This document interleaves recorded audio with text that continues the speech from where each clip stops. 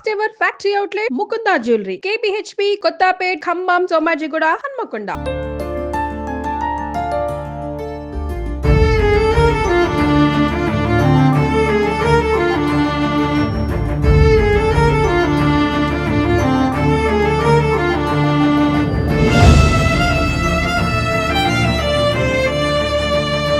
పెళ్లి చేసుకున్న తర్వాత మా పెళ్లికి ముందు మా అన్నయ్య మీరు ఎట్లా పెళ్లి చేసుకుంటారో చూస్తా నేను, మీరు ఎట్లా ఉంటారో చూస్తా నేను, సూర్యాపేటలో ఉండనిస్తానా నేను. సూర్యాపేటలో సంచలనం లేపిన కృష్ణ అలియాస్ బంటి హత్య కేసులో దాదాపు పరువు హత్యగానే పోలీసులు అయితే ఒక అంచనాకు వచ్చిన పరిస్థితి ఉంది. దీంతో ఏదైతే కృష్ణ మామగారు ఉన్నారో వాళ్ళ కుటుంబ సభ్యులే హత్య చేశారని కూడా పోలీసులు అయితే దాదాపు ఒక అంచనాకు వచ్చిన నేపథ్యంలో కూడా పూర్తి స్థాయిలో ఇక్కడ ఆసుపత్రిలో మాత్రం ఒక విషాదకరమైన వాతావరణం అయితే ఉంది. అయితే కృష్ణ అసలు ఎప్పుడు వెళ్ళాడు, ఏం సంగతి, ఆమెకు ఒకవైపు భార్గవికి కూడా మాల అయితే కృష్ణ సామాజిక వర్గం మాల సామాజిక వర్గం దానికి సంబంధించిన మాల సామాజిక వర్గం నాయకులు, మహిళా నాయకులు కూడా అందరూ కూడా వచ్చి ఆమెకు తమ ప్రగాఢ సంతాపం మీద చెప్తూ పరిస్థితి, ఆమెకు ధైర్యం కూడా చెబుతూ ఉన్న పరిస్థితి కనపడుతుంది. చెప్పమ్మా, అసలు మీ కుటుంబ సభ్యులనే ఒక హత్య చేసింది మీ భర్తను ఒక అంచనా అయితే వస్తుంది, దాదాపు అదే నిజమవుతుంది.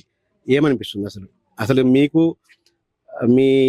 మా అత్తగారు వాళ్ళకు మీకు ఎటువంటి మీ అమ్మగారు తరపున ఇంతకుముందు ఏమైనా బెదిరింపులు జరిగాయా? ఫస్ట్ మేము పెళ్లి చేసుకునేటప్పుడు పెళ్లి చేసుకుంటామని నేను ఇంట్లో చెప్పిన, నాకు వేరే వాళ్ళు నేను ఇచ్చి చేస్తే నేను చనిపోతా, నేను చేసుకొని ఎవరిని బంటినే చేసుకుంటా అని చెప్పిన. నన్ను చాలా ఫోర్స్ చేసిర్రు, కొట్టడం తిట్టడం చాలా చేసిర్రు. అయినా కూడా నేను భరించి నాకు బంటే కావాలి అని చెప్పేసి నేను బంటిని పెళ్లి చేసుకున్నామని చెప్పి ఆగస్టు 7th నేను బయటికి వచ్చేసిన. మేము ఆ రోజు పెళ్లి చేసుకున్నాము, నగర్కల్లో పెళ్లి చేసుకున్నాము. పెళ్లి చేసుకున్న తర్వాత మా పెళ్లికి ముందు ఇట్లా మా అన్నయ్య మీరు ఎట్లా పెళ్లి చేసుకుంటారో చూస్తా నేను, మీరు ఎట్లా ఉంటారో చూస్తా నేను, సూర్యాపేటలో ఉండనిస్తానా నేను, చంపుతా మిమ్మల్ని, బంటిని నేను చంపుతా అని చెప్పి నాతో చాలా సార్లు అన్నాడు. అయితే నేను బంటితో చెప్తే సరే మనం మరి ఇక్కడ ఉండాలా వద్దా అని చెప్పి ఆలోచిస్తే ఏం కాదు ఇక్కడనే ఉందామని చెప్పిండు బంటి. అట్లా మాదేంటో మేము బతుకుతున్నాం, మధ్యలో వాళ్ళు ఇట్లా అవి ఇవి చేయడం తిట్టడం అవి ఇవి చేస్తుర్రు, మధ్యలో మాకు తెలుస్తున్నాయి కానీ మేము సైలెంట్ గానే ఉన్నాం. సైలెంట్ గానే ఉంటే ఇంకా మా అన్నయ్య ఏం చేస్తుండో ఏమో తెలియదు. ఆ రోజు నిన్న ఈవినింగ్ 5 o'clock బైర్ మహేష్ అని ఆయన ఫోన్ చేసిండు.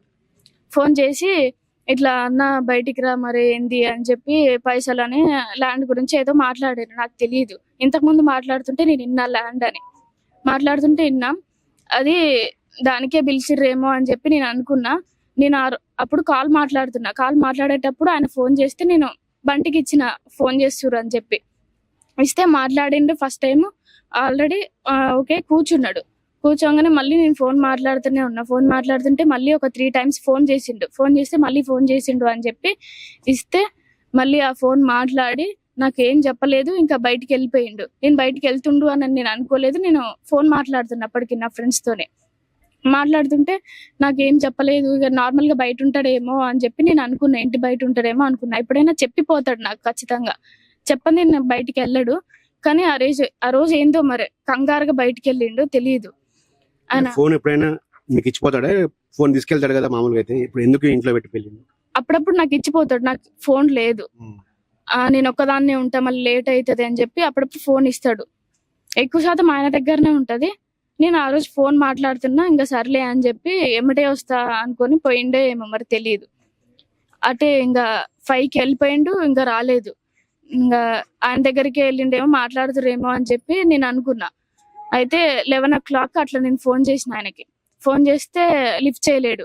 అందుకంటే ముందు నాకు 2 సార్లు ఫోన్ చేస్తే నేను నా ఫ్రెండ్తో మాట్లాడుతున్నా, అందుకని ఆయన ఇక నేను లిఫ్ట్ చేయలేదు, ఆయనతో మాట్లాడలేదు. అన్నోన్ నెంబర్స్ నేను ఎత్తను ఆ బంటి ఫోన్లో, నేను మాట్లాడను ఎవరితోనే. అయితే ఇక మళ్ళీ ఇంకా ఏంది ఇంత టైం అవుతుంది అని చెప్పి ఇంకా వస్తలేడు అని చెప్పి నేను ఫోన్ చేస్తే ఆయన ఎత్తలేదు.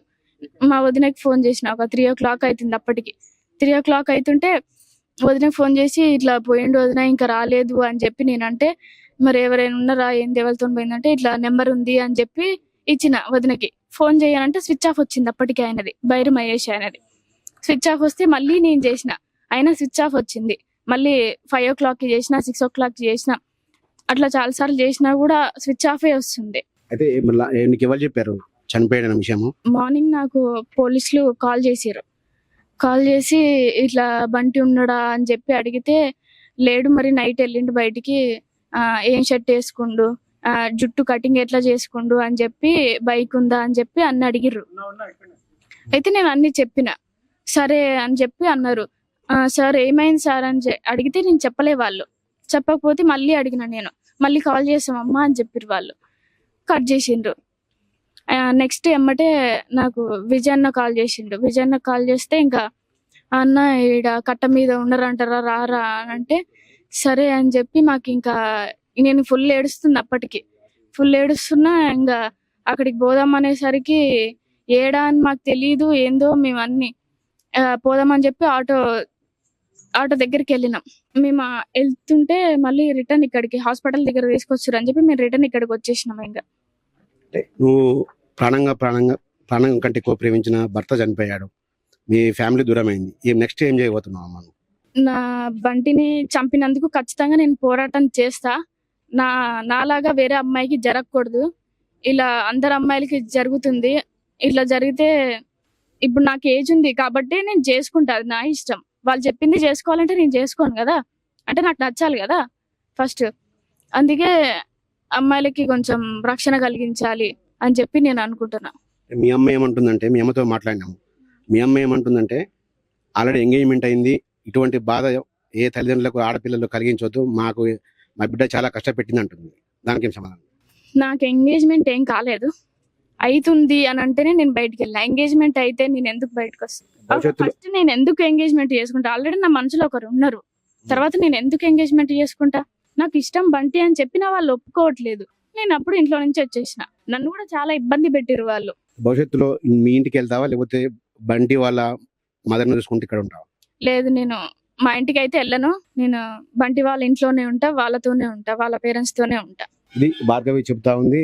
ఇది బంటి హత్య వెనుక ఎవరున్నా కూడా వదిలిపెట్టేది లేదు, ఖచ్చితంగా మా ఇంటికి అయితే వెళ్ళే ప్రసక్తే లేదు.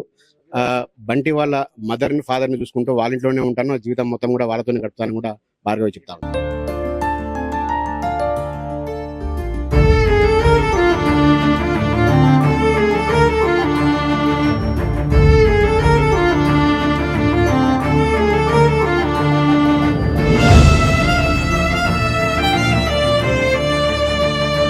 పెళ్లి చేసుకున్న తర్వాత మా పెళ్లికి ముందు మా అన్నయ్య మీరు ఎట్లా పెళ్లి చేసుకుంటారో చూస్తా నేను, మీరు ఎట్లా ఉంటారో చూస్తా నేను, సూర్యాపేటలో ఉండనిస్తానా నేను,